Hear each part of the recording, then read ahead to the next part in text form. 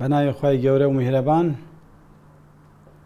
خۆشحاڵم کە بەناوی کۆمپانیای کۆڕەک تیلیکۆمەوە سوپاس و پێزاننی بەشداربوانی بەڕێز بکەم لە سەرتاسەری هەرێمی کوردستان و عێراق بە هەموو پێکهاتەکانیەوە و بە خۆشحاڵیەوە پیرۆزبایی لە بەشداربوانمان دەکەین بە بۆنەی تێپەڕبوونی ژمارەی بەشداربوانمان بۆ زیاتر لە 7 ملیۆن بەشدار بوو. بەلەبەر چاوگرتنی بارودۆخی دارایی و ئابووری هەرێمی کوردستان و عێراق و لە سۆنگەی خەمخۆریمانەوە بۆ ژیان و بژێوی ناهەمواری هاوڵاتیان کۆمپانیای کۆڕەک تیلیکۆم بڕیاریدا بە دیاریکردنی کەمترین نرخ بۆ بەشداربوانی لە سەرتاسەری کوردستان و عێراقدا بەم شێوەی خوارەوە.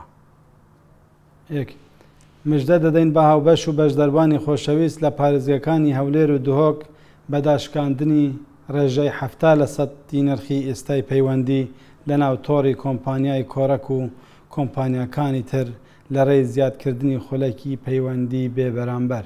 2. بەشداربوانی کۆمپانیا لە پارێزگاکانی سلێمانی و کەرکووک و هەڵەبجە کە بەشداربووی هێڵی دیارین دەبنە خاوەنی کەمترین نرخی پەیوەندی بە 57 دینار بۆ هەر خولەکێک لە ناو تۆڕی کۆڕەک و بۆ تۆڕەکانی تریش.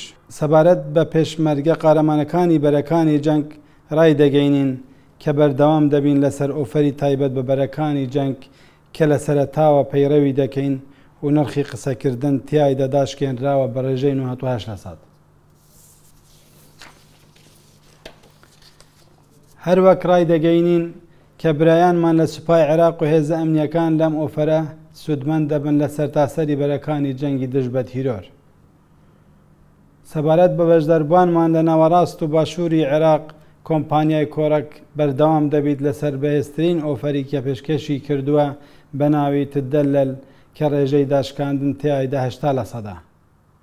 ئەم ئۆفەرانە لە چارچێوەی خەمخۆریمان دێت بۆ خەڵکی هەرێمی کوردستان و عێراق کە هەر لە سەرەتاوە تا ئێستا کۆڕەک تیلیکۆم خاوەنی کەمترین نرخی پەیوەندی و باشترین کواڵیتی بووە لە سەرتاسەری هەرێمی کوردستان و عێراق.